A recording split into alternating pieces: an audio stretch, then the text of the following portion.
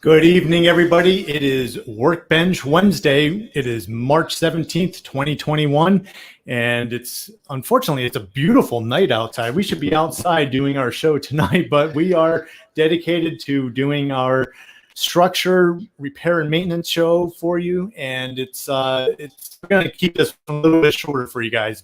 Hopefully, I always say it's under 3 hours, but we'll keep this one under 2 hours tonight, I promise. So as always, I am joined by Bill and Dave. How are you guys doing tonight? Evening, everybody. Bill. Yeah, I'm doing good. Happy St. Patrick's Day. Yes, we all have our green on. Thank you. Right. So what have you guys been up to this week? Anything of interest? Well, this is the time of year I know that I start getting calls from people in the please help me category. Plus, on my own railroad, of course, as you were able to show a little bit on the last video, that we started shoveling the leaves and the acorns and the sticks and that off the railroad, getting down to figure out where the rails are and getting them cleaned up before we get into ballast. Yes, if you haven't checked out the video I posted last weekend, it's in the list. It's in the playlist. So it's about spring cleanings, spring track cleaning, and just give you a couple of ideas for spring track cleaning. And Dave, you've been sending me pictures almost on the daily basis of your progress. Anything you want to report this week? Yeah, yep. So made a lot of progress with a few nice days that we've had. Last weekend, I had my brother over, my cousin, and some buddies, and I got to use a chainsaw for the first time. So bought a bunch of railroad ties, which, the saw I had wasn't going to cut it. So doing an elevated level. So I have two tracks running on the bottom, one track running a little higher. So we did a lot of cutting and finally got that upper track going. So I was out running today. Yeah, I was trying to put everything together, and those are the videos I sent today. So nice. Moving along. So I wish I had a track maintenance problem, but I'm still trying to put it all together at this point. So. Well, that's next year. You'll have, you'll find your Careful weak what spot. You wish for, right? Yeah, exactly. Yeah. So the July meeting will be at your house, and I know everybody's looking forward to coming back together for meetings again. The Columbus Garden Railroad Society will have an in-person meeting April down, gosh, I forget every week at the meeting place for April. At Brian Spangler's house. That's it. There you go. So he's a little bit south of Columbus. I forget exactly the town that he's in, but it will be in the CGRS newsletter and on the website as well. So take a look for those details. It'll be the last Sunday of April, and that's from 2 to 4 p.m. And that is also our make and take, where we are making a bridge. And that project is still in the works, coming along from our little meeting we had last week. I know it's still coming together. So there will be a make and take. You may be making and you may be taking it. Well, just bring a hammer and a saw, and you'll get to make your own. You get to make your own bed on that one. Yeah, you can make something. So I'll bring the chainsaw; it'll go quicker. Chainsaw, right? What could go wrong? And you must have some extra railroad ties to bring. So. Yeah, Spangler's have a really phenomenal railroad too. It's worth coming down just to see that. It is. He's on the tour every year, but he's so far away from the main hub of where the rest of the railroads are located. It's tough to get down to his railroad, but it is definitely worth the drive, and it's a very pretty country drive to get down there too. So, hey Jed, you did some running recently, right? Are we gonna have a video later? Yes, our end of show video will be a little bit of video I shot. Just I cleaned off the track and threw some trains on the rails and took some video. It's very short and quick, but I know everyone's getting tired of seeing snowplow videos and Christmas videos. So I decided just to film something real quick. So I had something new, but I will be out filming lots of railroads this spring, and we'll get going with those new videos coming very soon, as soon as I can get out to people's houses. So, one other announcement that we should all be aware of: this weekend, Entertainment Junction is having a G-Scale only trade show or swap meet. And so far, I guess there's 39 tables that are out there. So it's, or 39 tables of G-Scale things that are available, or G-Scale vendors, let's say. Yeah. So it sounds like there's going to be quite a good showing down there, and you should definitely try to get down. If your stimulus check hasn't shown up yet, it's on its way. So there's some extra cash for you, right? It's going to be from 10 to 1:30, Jen. 10 to 1:30, right? Yeah. Yeah. But if you guys want to get there at 10:30 after I pick through everything. I was going to say, be the guy. Yeah. We get there about 10:30. Maybe you should come at 11. Maybe 11, yeah. Get there at 10. But Jen, more importantly, their special this month is 50-cent hot dogs. So maybe we'll have a hot dog challenge. I've never been to Diamond Dog Night at the Clipper Stadium, so this could be my chance. Yeah, well, this is our chance to practice for that. And That's right. Should we have a challenge that if anyone wants to challenge you to eating whoever eats the 20 hot dogs the quickest, something like that? Oh, yeah, I know. We'll see what comes out. Yeah. It'll be limited because by that time you'll have spent all your money. Very good. You'll only have 50 and cents by left. noon, you'll be down to affording a 50-cent hot dog. Right. So the date on that is this Saturday on, what is that, the 20th, I believe? It is. Yep. It is the 20th. Yep. So Saturday, and you and I will be down there. We're going to be, kind of working with Alvin Mann at his booth. He's got a lot of G-Scale. I believe he bought 3 tables to sell on, and I'm looking. I was thinking about buying a table to have down there as well, but I really don't have that much stuff that I want to sell, so I might just crowd Alvin over a little bit, and buy him a hot dog. So there you go. So, anyways, our show tonight, we are going to be discussing maintenance and repair of your structures, your buildings and things on your railroad. If you leave them out through the winter, you're probably going out there looking and going, yikes, these things have taken a beating this winter. But they do that every winter. I know a lot of people, I bring in most of my buildings every year just because I know that's the hardest time of year. Wow. Probably, but Okay. But there's a lot of effort there. that's why I have a small railroad and a dedicated garden shed for that. But anyways, Bill, why don't you kind of take it away here with what you want to talk about? Okay, we'll start in. Few parameters. Want to limit what we're discussing tonight for brevity's sake. The majority of us tended to start out with kit-based, whether they're you assemble or pre-assembled, from the major manufacturers. Pola, Pico are 2 of the biggest ones out there. Faller is sort of 3rd in line, but technically they're a Pola now is a subgroup of Faller. And because the kits are typically plastic, they're easy to put together once you follow the instructions, and are adequate and or heavy duty enough to put up with the weather.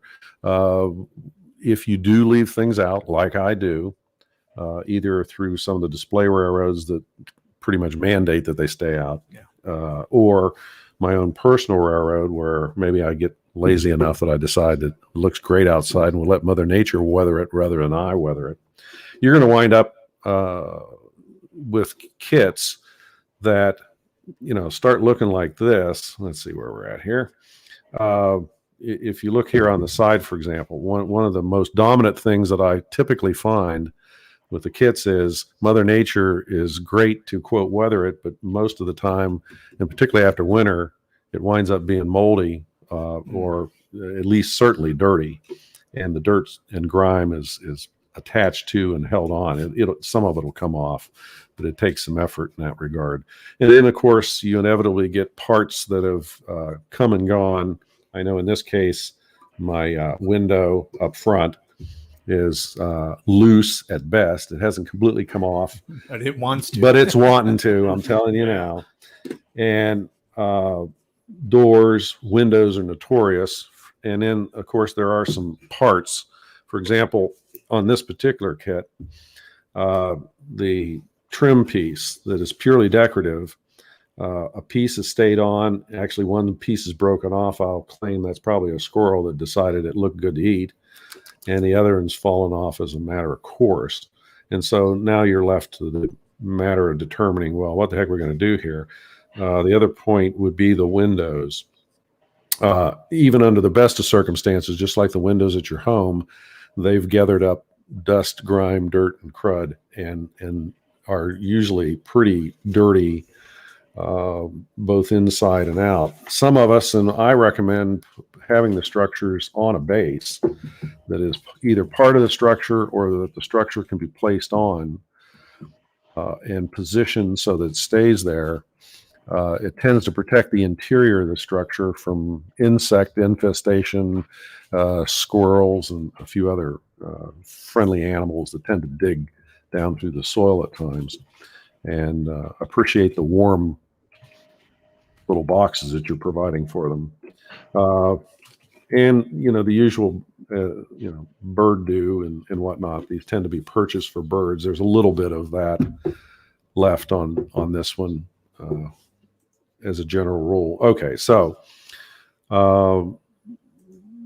that's sort of an inspection issue. Now, granted, most of the structures in some form or fashion, you should be able to get the opportunity to remove from the railroad. Some of the structures, if they've taken a real beating, I know I got 2 or 3 on mine that have literally disassembled themselves and are sitting there in parts, and I'll have to pick them back up and reassemble them before I get into just the basic issues of cleaning, more major repair than anything else. Let me point to, here's one of the classic Pola kits. This is one module of a many module system that has been offered by, I said Pola, and it's Pico. Forms the basis for the brewery, forms the basis for the engine houses, and innumerable substructures that they've offered in different color plastics over time. Yeah. If you don't have one form or fashion of this stuff that has, because it's all modular, here's one of the basic modules they come with. You probably haven't put together a model kit at this point. But what you're going to find, of course, over time is, and here's an excellent comparison. I can bring it up here. Okay. So this is the kit, compliments of Mother Nature, how she's weathered it, and how the sun has, and UV light from the sun has changed the color of the plastic. And because here is one of the original pieces out of one of the original kits. The most noticeable change you'll probably see here is look at those doors. Those doors started out green. Wow. Just like the originals.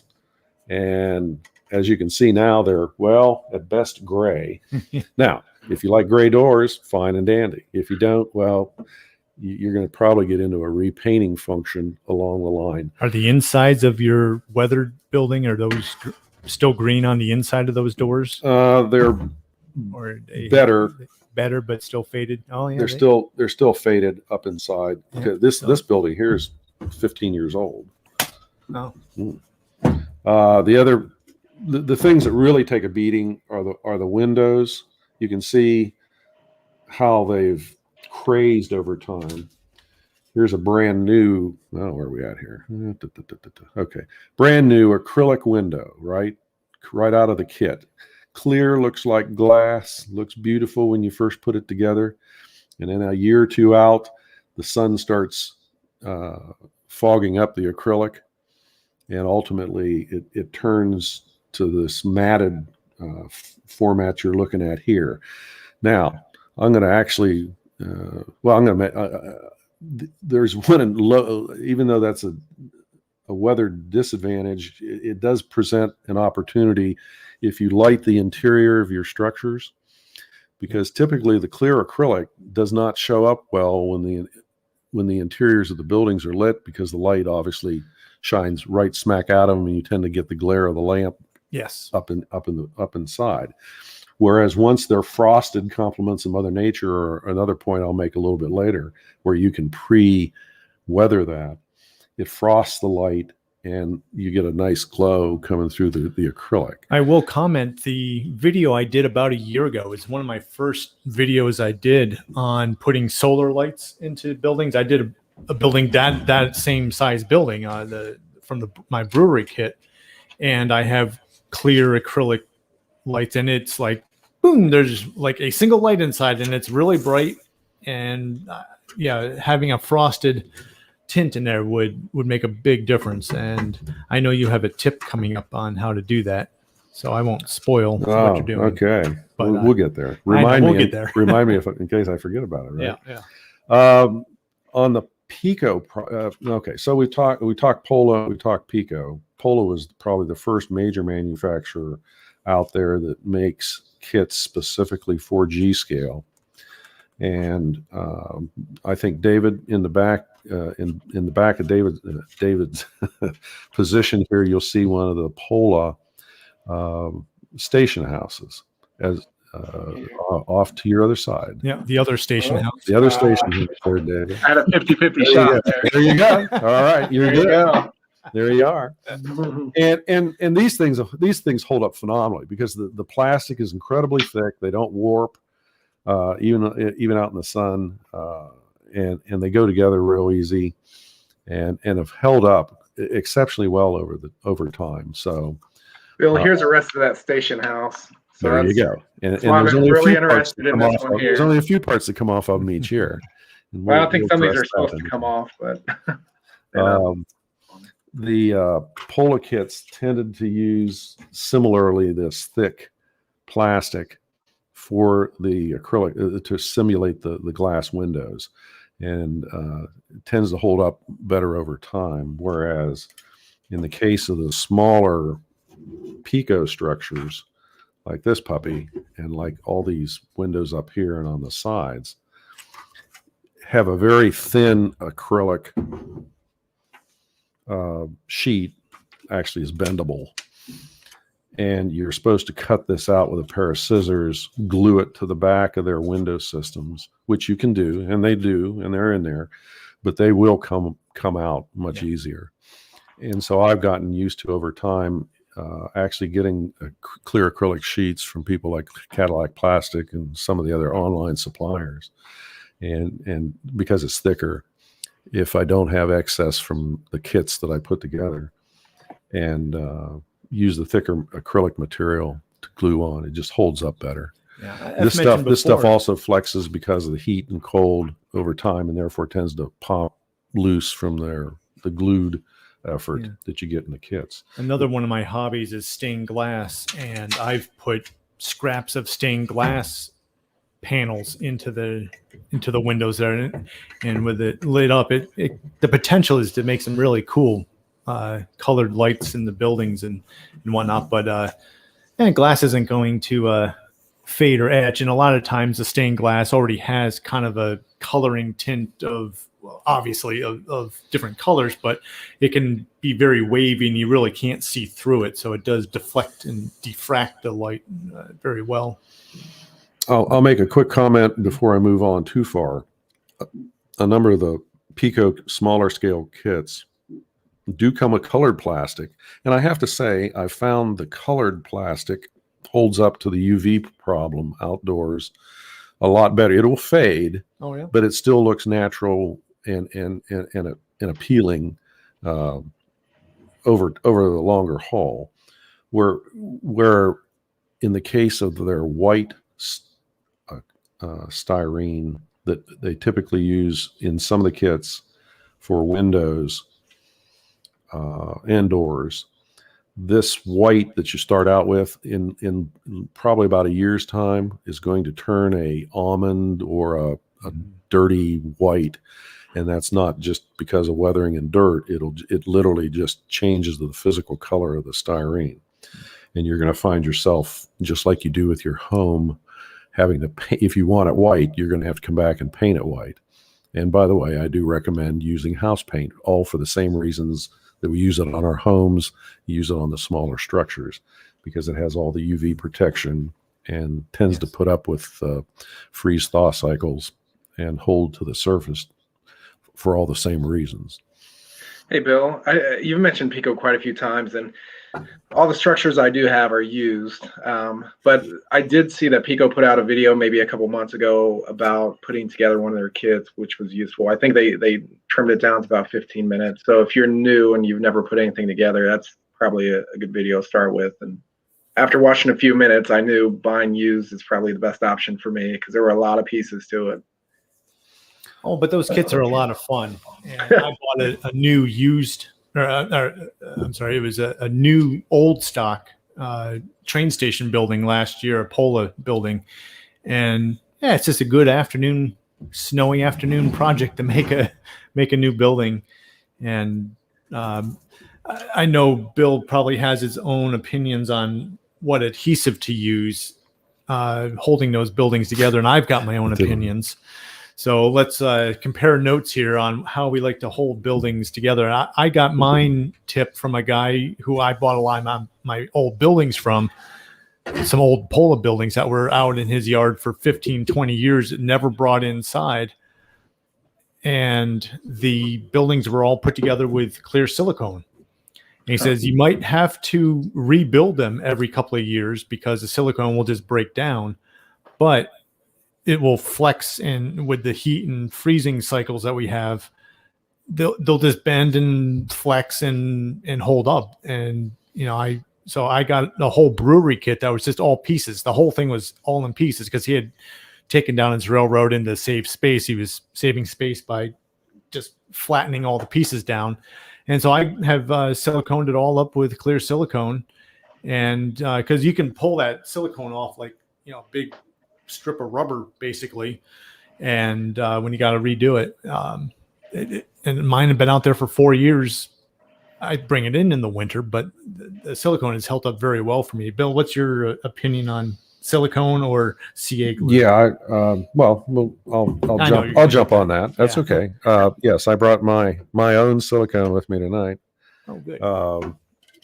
Okay, so what are we talking about? We're typically talking about 100%, as they say, silicone sealant, not the modified stuff. Paintable silicone. There are two types. The paintable out there is actually in a combination of silicone and acrylic. It doesn't hold. It doesn't have as good a adhesive quality, but you can paint it.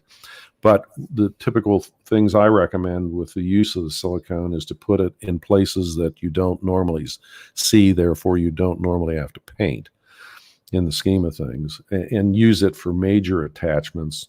You can get away with some of the other adhesives for minor attachments. A lot of the stuff, of course, is sold in the home stores. It's fine. I've utilized it. As I have some of this is a commercial version. RTV is a silicone product that's sold in the construction industry. And it's a little thinner, and I find it'll work its way in the cracks and crevices better than the GE sealants, which tend to be thick and pasty in the scheme of things. And the other thing, the reason I like it too is I highly recommend when you get these things, they're cheapest sold in these 32-ounce tubes that, of course, fit into a caulking gun. But make sure that you get the ones that have the replaceable tips on them. Where are we at here? Up on you get the typical snap-on, snap-off replaceable tip, so that because you don't use anywhere near what's available in the tube at any one setting, and if you don't seal it up, it'll go solid on you, and you'll waste a lot of the material. And the other thing that I've come to find with some of and that's why I use the commercial version of these things.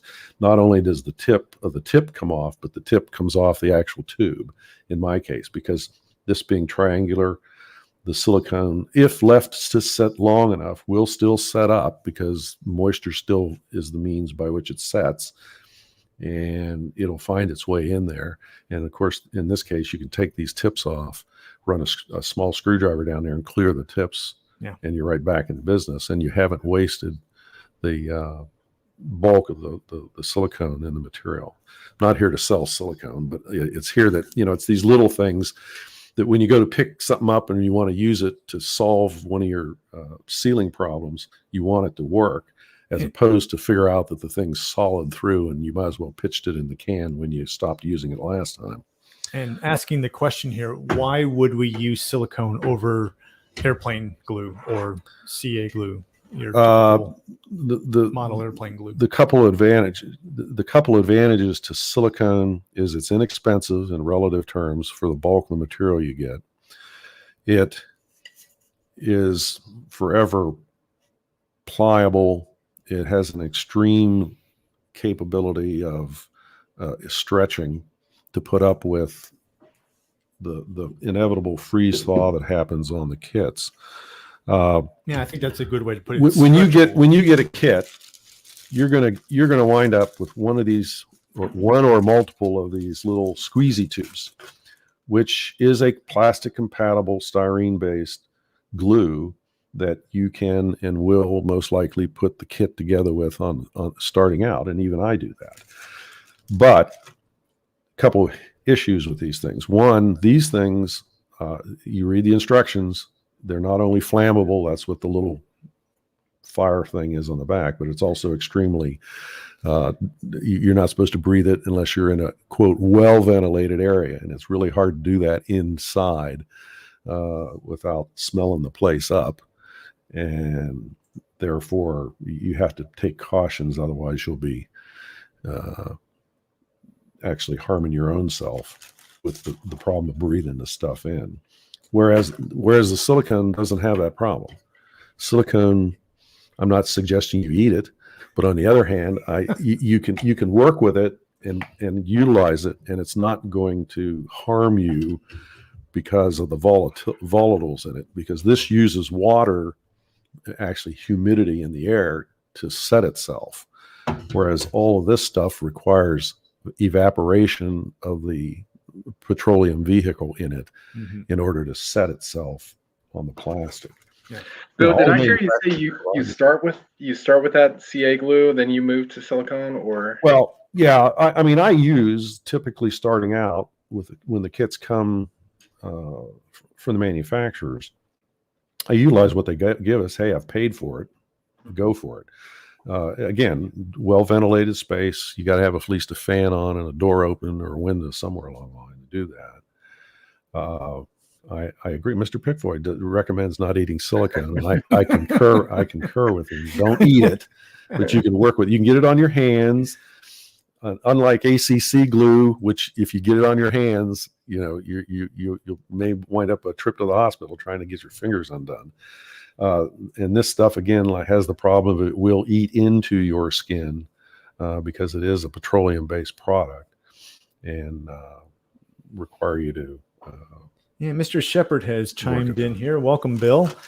Any information concerning the weathering and thermal movement of plastic columns and beams?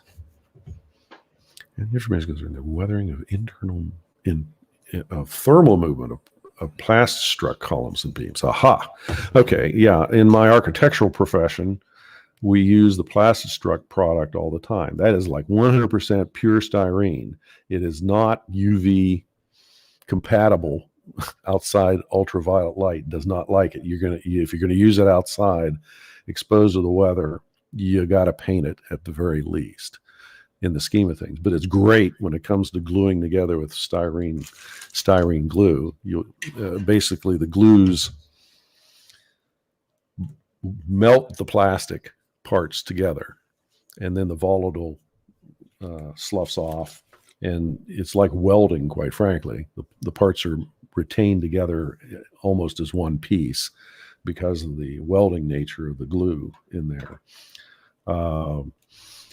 concerning weathering. Well, as I say, the styrene is not suited for outdoor. It has no UV quality to it at all. If you read the instructions on the Plastistruck product, they'll caution you about that. The Plastistruck was originally generated for the architectural profession. That's why we use it a lot to generate models for buildings, both industrial as well as general architectural. Great stuff. Fun to work with too. Phenomenal numbers of details, great steps, way to solve steps a lot. I recall both ladders as well as step and riser systems. You got to paint it if you're going to use it outdoors. Simply put, would be my quick answer to Bill. Okay. Hey, Bill, you may be going into it, but so we're talking about silicone, talking about CA. We're talking, and I saw in the comments E6000. Like, I know nothing about like the other types of model glues. I've never put together models. Yeah. Okay. So let me quickly maybe try to run through the general scheme of things. Okay. I started out with the typical stuff that comes with a kit. This is, as we say, it's a styrene-based glue that is compatible with the plastic the manufacturer uses, and the whole object of the material is to melt the plastic to plastic connections so that once the volatile sloughs off, evaporates, if you will, then those parts are welded together piece to piece. Works great. They never provide you with enough of the tubes. Okay. I can guarantee you will run out of glue before you run out of parts in the scheme of things. If you're doing it particularly on the intention of putting it outside and having everything glued as solid as you can get it. That's so what I've tended to do to get around that problem. And I go back to our friends at Pico specifically. They offer separately, you can buy separate tubes of their styrene compatible adhesive. Well, I keep saying adhesive, and it's glue here. It comes in its own separate little tin. It has a pull-off sealable top, and most importantly, it has literally a needle type of applicator, which means that you can put a little dab that'll do you on the parts. And if you've had any experience with styrene models, if you get the glue places where you don't want it, places where you'll see it, it typically mars the surface. So this is great for getting in the cracks and crevices on parts that let the glue go where you want it to and keep it from where you don't want it to be.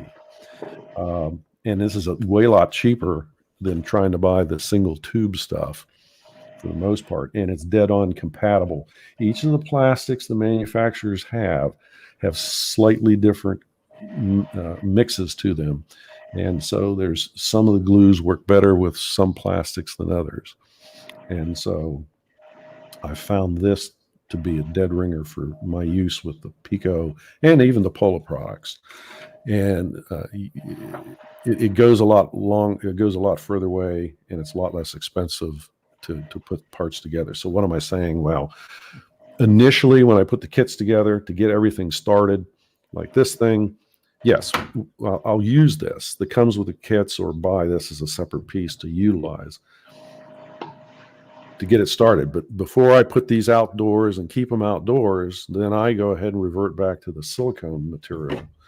And all the major joints on the structure, I'll go ahead and run beads of glue most of the time on the interior of the structure, along the ceiling, roof lines, the ridges, the corners of the structure, to get the basic bulk of the body of this kit glued together, so that when these are all rigid connection materials, the styrene glues, the ACC glues that are instantaneous in their ability to put parts together, even some of the two-part, I brought some two-part like epoxies, which are, these are phenomenal adhesives to quote, world's strongest bond. I agree, but they're all hard, rigid bonds. Right. They're almost too rigid because your plastic is actually softer Yeah. And that's what gives away Yeah, first. what'll happen outdoors is water will still get in all the little cracks and crevices, and particularly over the wintertime, the freeze thaw is a lot stronger than any glue they've come up with on the market, and will simply disassemble the kit back to its origins over time. That's why particularly the small parts tend to fall off first, because of the expansion and contraction. So at least by doing the silicone on the major parts, the original glue bond can break, and yet the kit, the building will still stay together, and you won't know that there's a problem, because technically there isn't one. The acrylic is keeping the parts together as you intended to begin with. Not necessarily all the small stuff, because it's hard to do the silicone with all the little nooks and crannies. You take your time, you can do most of it, but some of the details still require these things. And that's why, in your case, David, you still have parts that have fallen off.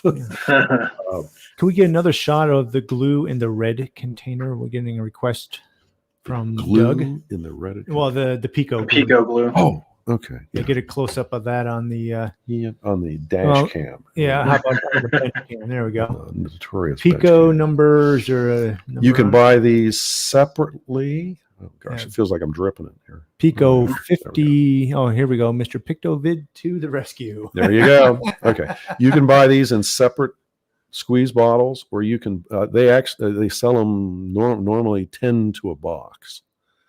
And again, the more you buy, the less per unit it costs. And as long as you keep the container sealed, I have not had any problem with the material going bad inside the containers. It's a liquid. It's a thicker liquid. It's not like, it's a little bit thicker than water.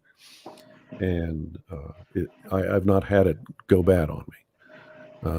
As long as I keep the caps and everything in place on it. Okay. Great. Is that helpful? We got that worked out? I think we have that pretty well covered. Like I say, all these other adhesives we've all used at times. ACC, let's see if I can get this correct. Acrocyanacrylate. That I slurred my statement on that. ACC. That's why we all call it ACC glue. Readily available in all of the hobby shops, in most of the in all the home stores. Works great to not only glue the kits together initially, but also glue your fingers together and anything else it comes in contact with.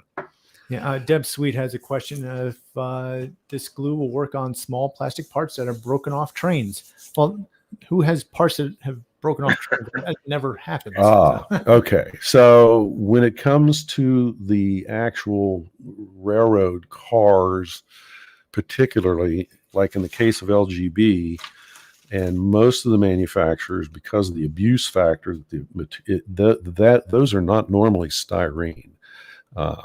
Maybe some of the Bachmann material product is, but because they're a product called Norel, the stuff will not work on it. I mean, I don't want to say it though.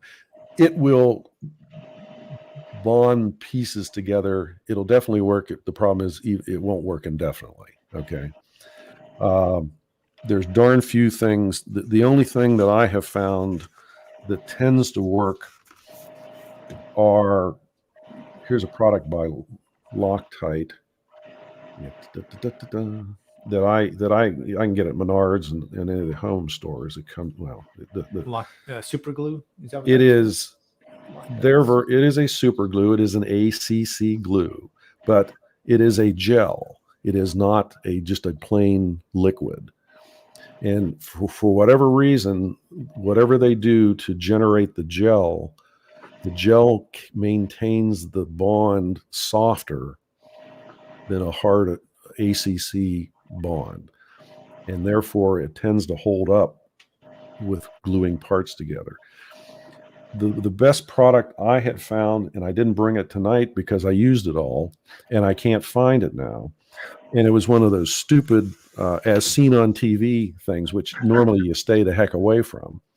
But they had an acrylic glue that quite frankly, dentists use. with the UV for light. fillings in your teeth now that uses a UV light to set the acrylic. And I have to say that has been still the best product. And now I can't find it on the market because most all of that was made in China. And for whatever reason, it's all gone by the wayside. I checked with all the suppliers around. It's still, I've seen available on the internet. But you used to be able to get it at Menards and any of the home stores, and they stopped carrying it for whatever reason. I've heard the only downfall with that is if the UV light can't shine into a dark crevice, let's say, too far into the crack, that it won't cure. Right. It will not cure. It'll stay. It'll stay. It's a surface. Yeah. But for things like handrails and steps and stirrups and the stanchions, all the stupid little parts, particularly on the engines and the cars, that still to this very day has been the best product I've come across to set those materials, because none of the normal styrene type based glues hold up over time. So my current substitute is this Loctite super glue gel formula, not their standard super glue that they offer. It works. I'll leave it at that. I have a dentist appointment next week. I'll ask if they have any extra. Yeah, there is. Somebody somewhere. Somebody somewhere has got to figure out how to offer that back on the retail market. For all us modelers, at least we go stark raving mad trying to keep parts together. Hey, Bill, I got a question. So go ahead. I used Gorilla Glue just because it's something I had in the house, and I was trying to put this back on this building behind me, and it kept falling off. So I don't know if like Gorilla Glue is probably not a good option because styrene and everything that you're talking about, or should it have stuck and I just didn't hold it long enough, or? Well, okay.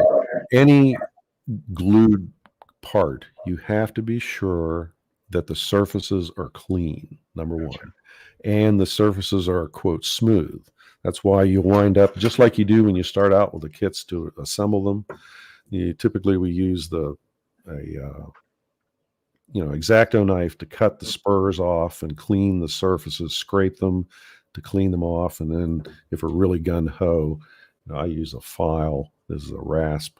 That's a square file that helps on keeping materials flat on filed surfaces, but yet is small enough to get in the little tiny holes and pieces parts of it. Gotcha. And then even in some cases, if you got larger surfaces, even sandpaper. The idea is to rough the surface to provide a good bond and at the same time clean it. Now, back to like maybe structures that have been outside, you at least have to clean the things and get the dirt and the crud off of them. And then I still do recommend coming back and roughing the surfaces up if you're going to hope to have a good bond with any kind of glue, no matter where we're at on that. As I say, whether it's styrene or the ACC gel type product, still good to initially get the parts placed where they should be. But I still wind up, if at all possible, without making a mess or seeing it, using the silicone to back it up underneath the part or somewhere to physically hold it, because when that joint still lets go, then the silicone will still hold the parts together. Okay, good to know. There's a judgment that you got to have. Some of the parts are just too small, too delicate. You can't mess with the silicone that well. Good. Chimneys are notorious. I mean, this kit, the block Pico, there's the missing. There's the missing chimney, right? Yeah. I haven't even found it yet. It's still, I got to dig through the leaves and the crud to find it before I can come back. Now I can set it with the styrene just to get past the point of getting it in place, but ultimately I'll use the silicone to finally adhere it to the structure, and then clean up around the edges so that it has a longer bond. We also mentioned the issue of the acrylic. I'll make comment on the advantage to the acrylic is it won't screw the surface up. It'll it won't craze the surface. It may clean the surface because of its bonding ability. But the other thing is, you can peel the silicone, like Jed mentioned, off if you screw up. And hey, we all screw up. And redo it, and it's not going to hurt anything. That I find this stuff phenomenal for people, the scale people, to glue them down to your platforms and on cars and everything else. Yeah, because if you want to move them, you can peel them up and not totally permanently mess the plastic up. Yeah, my mountain climbers I have are all silicone down because, well, they're not going to stay there anyways. But once I siliconed them down, they were good for all fall.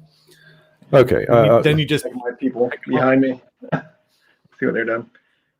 A few other things to make comment on. Okay, so here's this kit. Here's this Pico small structure. This I pulled this right off the railroad this morning, and here's all the crud and corrosion that Mother Nature provided free of charge over the wintertime. And even under the best of circumstances, it looks cruddy. I don't want that as the general view of the part, even though it's extremely weathered. And so even whether it's outside or I pull the structure and bring it in, I'll go for years until the pandemic. I still to this very day, and you'll notice there's some still in here.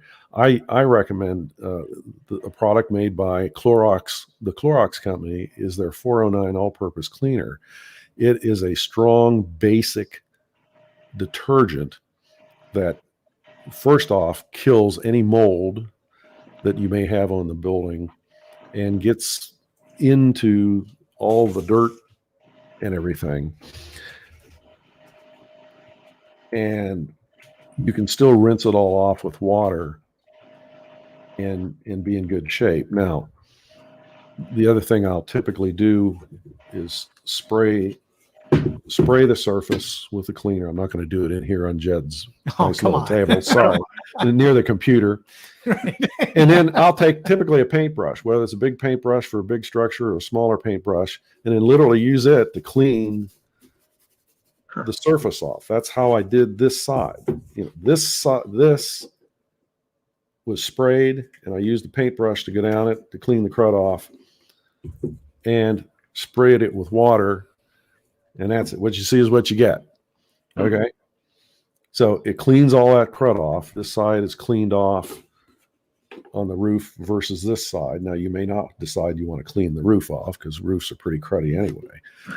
And it's still, it still left some of the staining, and that was fine. Now you've mentioned another method. When your wife isn't home, that's only for cars. Come on.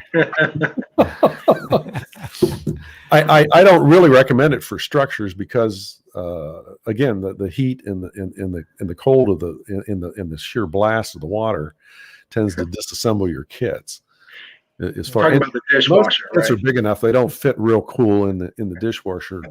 Anyway, I can justify, and I sort of talk my wife into letting me do the cars. It's kind of hard when I start hoofing in big, the brewery, to put in the washer, and not the washer, but the dishwasher, right? And go through a cycle on that. Put on gentle. Yeah. So no, I can't go that far. We'll have too many divorces in the process. So Bill, I was out there running my train before this, and my cars are really dirty. And I thought about putting it in the dishwasher because that's one of the odd takeaways that I got from last show. But then I started thinking, I was like, was Bill screwing with us, or was he serious? No, he's not screwing. I'm scared to do it. I'm scared to do it. Now you'll get water inside the car, so you got to watch. If there's electronics in there, you got to do a little value judgment there. Right. Next show is at Bill's house in his kitchen. Bring your cars. So I mentioned the 409, and that's great for me to do that. But if you can't get right now because of the pandemic, Clorox stopped producing 409. You can't find it anywhere, because they shifted all their production to good old Clorox because of its disinfecting qualities with regard to the germs and the pandemic and all that. So in the stead, I've come across this product, again, available in the retail stores. I have no affiliation to these guys. I just find that in my experimentation, this stuff works. Yet. Yeah. It's a biodegradable, concentrated. It's called Simple Green. It's a quote, an all-purpose cleaner. It does an adequate job. It doesn't do as good a job on the mold aspect that you get into outdoors. You have to do it a couple times to get the mold going. Now, you can take the structures up and you can bring them inside and you can putz around with them depending on the weather and the conditions, or you can do what I've commented here outdoors. I recommend you do it not when the plants are growing, because this stuff is not real plant compatible either. Granted, the Simple Green is probably a better deal because it is, quote, biodegradable when you hit it with water, and won't be as impactful with regard to your garden environment. Whereas the 409 is a strong basic cleaner and will probably not be kind to some of your surrounding plants. So, I'll draw that caution there. User beware. But that's at least the thing that starts this process. And by that time, you've ascertained what is or is not. When you start running a paintbrush over it, you're going to find out whether the part is still glued or not, whether the windows popped out or not, whether the doors fall off or not, that kind of deal. Yeah. And then proceed from there back to the glue process. If it's a major issue, then you're going to pick the building up and you're going to do the silicone deal on the major structural connections, the walls, the ceiling, that kind of deal, in order to survive the long-term issues on it. Sometimes you just got to replace parts. Again, the windows are notorious. Quite frankly, the best stuff for window glass is, window glass. And there is thin glass material out there. It's a bugger to deal with in terms of cutting and whatnot. But by George, it'll last forever if you get it cut right and placed. What else we got here? Okay. Hey, Bill, before you move on from the window glass, because I have some models that need new glass. So if I just wanted to buy that plastic film that it comes with, like, where do I just go to a hobby shop and say, like, hey, I need to replace a window, like, and they have it, or where do I get that kind of stuff from? Well, if you're like the rest of us, normally the manufacturers, when they provide you with the unassembled kit systems, always typically have spare parts. There's always a few spare windows that are just there, part of the spur, that never get used. And I have an entire box whose whole job in life is to gather up all those parts and just wait for the time when, lo and behold, I'm missing a window somewhere along the line. I can go back in, reach in, grab it, have it, and put it back on the kit. Otherwise, you could buy another kit, for example, to use as spare parts, just like we do with you buy two engines so that one engine you can still take parts off of and keep it going while the other one's the spare. The great thing about, like in the case of the Pico kits, because of the universal nature of the modularity, is you won't use all the parts. They purposely give you extra parts. And don't throw the parts away. Keep all that crazy stuff, because eventually you'll either use it for something that you want to assemble yourself, or spare parts to put back on missing parts. Jeb will note, remember the engine house over Flaherty's. Mm-hmm. A limb fell off his tree and went right down through two of the windows. So it broke both the frame and popped the windows. Well, the windows looked shattered. And we debated, well, do you want to keep it that way, sort of that real looking kind of thing, or do you want to take it out and replace it and go from there? He hasn't, we could sort of leave that to you. So those things happen. Because it looked like a realistic kind of a window break, a real window break, conveniently. We have a question from a gentleman named Corey Bush. I don't know if you know who he is, Dave, now? Yeah. That's the older brother. Older brother. Yeah. So does plexiglass work? Bill? Yeah. What's your opinion on Okay, so plexiglass typically is an acrylic-based product that requires its own glue, an acrylic glue, to once again melt the acrylic and rebond it to itself. So now you're kind of in you got acrylic and styrene, and they're the parts, you can't use a standard adhesive and expect it to hold the part together. The acrylic won't work on the styrene glue won't work on the acrylic. So you may be back to the silicone or the two-part epoxy or one of the other options, or the ACC. Will work. ACC is pretty darn good on, as long as the surfaces are smooth, does a good job of gluing the surfaces together. It uses capillary action to get in the joints. If you have rough parts, it's really tough to ask glue to do that right. Yeah. It'll work. It'll definitely work. Just won't work indefinitely. It's sort of where that's at. Then we got another comment from Doug K that Home Depot and Menards show 409 is back in stock.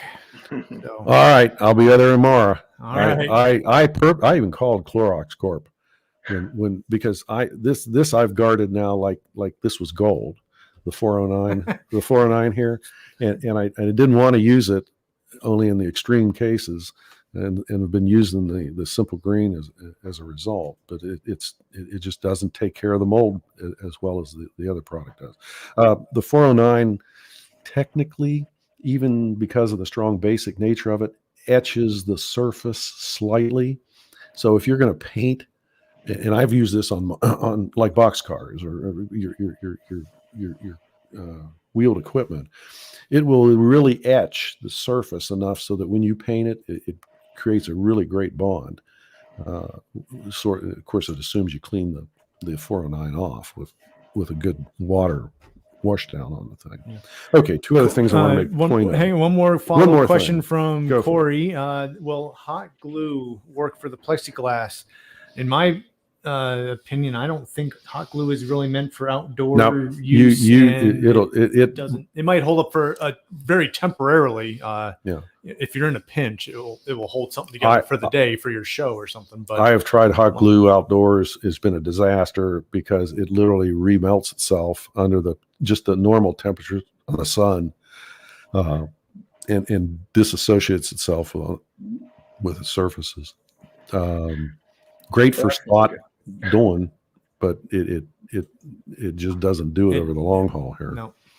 I've been putting structures together with hot glue, so that's you're putting the structures outside, and it's the most severe environment you can put the models to, and particularly if you leave them outside over the year, then you're just asking a whole lot of the material in under the best of circumstances. It'll be a good science experiment. We'll see what happens. Like I say, at the best, the UV light is going to change all the plastic. It's going to discolor it. It'll turn it sort of the medium gray color, and you'll have to repaint it if you want the structure to look nice, like maybe your expectation is.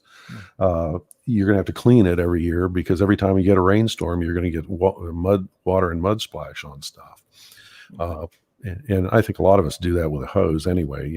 Like right before the show, we got a lot of people coming over. You take your garden hose and you spray everything down so it's all shiny and wet looking kind of deal. Except then the trains don't run on the track kind of problem. Okay, hey, Bill, real quick, before we get going, because we're at my 1 hour. An hour here. We're at that 1 hour deal. All right. Okay, I mentioned the acrylic earlier, and what I have typically done right out of the bin.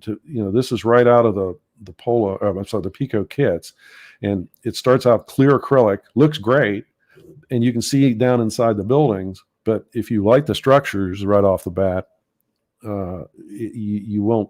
It doesn't have anywhere near as good an impact because it does not diffuse the light coming through it. It lets the light pass right through it. Well, it is a window, granted. And what I've used is a product. It's a specialty product by Rust-Oleum, of all people. We'll put it up here. And lo and behold, it's called Frosted Glass. And what does that do? It, amazingly enough, frosts your glass. Now, it will work on glass. It'll work on plastic. It'll work on any transparent surface. It'll work on translucent too, but on any transparent surface, acrylic, someone mentioned plexiglass a little earlier, and it will frost it. It'll put purposely a diffused surface on it so that when it is illuminated, it diffuses the light and looks far better internally lit than it would otherwise. So That's out there. It's pretty, it's I think it's like $6 a can. Yeah. You get it at most of the hardware stores. You won't necessarily find this in the home stores. You got to go to someplace like Ace Hardware that handles their specialty line. And is that meant for UV,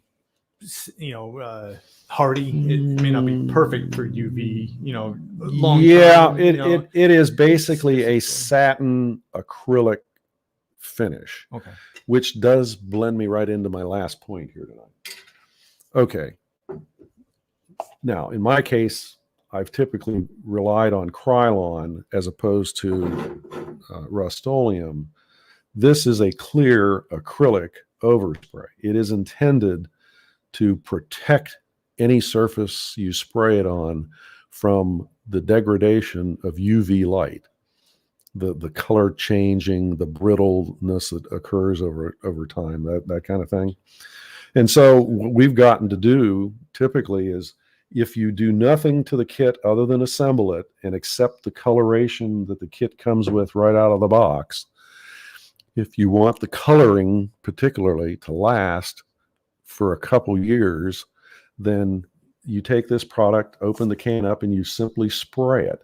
It will make the surface initially look wet, just like water, but it will then dry. It'll dry to a satin finish. You won't really see it after it dries.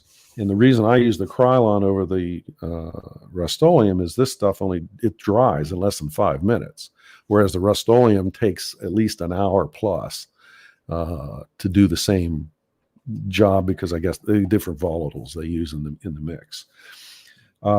We've used this routinely, and it has some sealing capability in the little cracks and crevices, but it's intended to protect the surface from the degradation of UV light. And it's a good way to extend the longevity of your initial work through putting the kits together. Okay. And that's sold, this stuff is actually less expensive than the Rust-Oleum, and I typically find it of all places at Walmart. I've seen that coming and going. I've seen that product. It's available on the internet, like everything else in the world is available on the internet. But I get it locally through those vendors. Okay. Boy, anything else that I've got? I think we've ran through everything on the table, with maybe the exception of your helper assistance. What do you use to help you as an individual put your kits together if you don't want to sit there and hold parts together while the glue dries, and particularly the styrene? The ACC, you'll glue your fingers to the parts while it's gluing itself together. Yeah. But actually, Dunbar gave a suggestion of using WD-40 on your fingers to keep the glue from sticking, but at the same time, it's tough to hang on to anything. Well, and you will transfer that to your part. So right. There's a good, bad, and ugly to all that. All of that, yeah. In the scheme of things, I haven't found a really good product out there that will protect your skin and at the same time allow you the freedom, if you are going to be the hold together mechanism while the part dries. So that brings up, well, what can you use to help you out? And you can use everything from good old, you can large rubber bands that can go around the structure to hold the root parts, the major parts together, the body, the rectangular nature of the pieces. I've had good luck with the whole series of Irwin style quick grip clamps. Yep. These come in all different sizes for all different size buildings, and once you tighten them up, they'll stay where you put them until you purposely release them, and those help immensely too. And last but not least, no, I didn't bring duct tape, because duct tape leaves a film when you pull it off, whereas the typical painter's tape does not. So you can use painter's tape; it's just as good in most cases. And when you pull it off, it doesn't leave any residue on your location, and it's a little less adhesive nature, and therefore you don't run as much risk of the part coming back off when you pull the tape. So So one last endorsement, maybe you can finally give sandpaper an endorsement for cleaning your edges of your Yes. buildings before We you can glue finally them. get back to endorsing sandpapers for something in the model. Not for hobby use on your business. track. Don't use it on the track. Only on the corners of your buildings. Yeah. Yes. Okay. All Yeah. right. Good old sandpaper. And typically there you want to get down to the at least 500 grit, the real fine stuff, almost the automotive versions of the sandpapers, because all you're trying to do is scuff the surface to allow the adhesive to do its job better, to get in the cracks and crevices, to function as the bonding mechanism here. All right. All right. Well, another great clinic, Bill, and good review. If you maybe haven't, done a lot of repairs on buildings, but also it's just a good reminder on how to repair buildings, and you got to take care of them. They don't last outside forever. So another reminder, this weekend, Dave and I will be at the G-Scale swap meet at Entertainment Junction, 10 a.m. to 1:30 p.m. One day 50 cent only. hot dogs. And 50-cent hot dogs. Be there. Parking is free. So just check any more questions here. No, I don't think we have any more questions. So they're trying to make Dave laugh here. I can't comment. It's killing me. I want to get in there and start typing. But so thanks, Dunbar. Thanks, Corey. Yeah, thanks everyone for joining us tonight. And so I did go, and as promised, I filmed a little bit of my own railroad for the end of the film, or end of the clinic run our trains video that I'm going to put up here. So thank you for joining us, and well, good night, everyone. Enjoy the next 2 weeks. We'll be back. Yeah, we'll be 2 off weeks from now. Yeah, we'll be off. Yeah. Will we come back on the 31st of March, or are we? Yeah, I believe. So we're good on the 31st. As far as I know, we're good on the 31st. Good on the 31st. We'll be back on the 31st. And let's see. Did we know what our topic is yet? I do. Oh, you do? Okay. We'll keep you all in We'll keep suspense. everybody else in suspense. So, and if it's really nice, we might think about doing some of this outdoors if we can get out of my basement finally. So Come on over. Yeah, sounds good. All right, everyone. Thanks, Bill. See you guys. Thanks. Good night, everyone. Guys.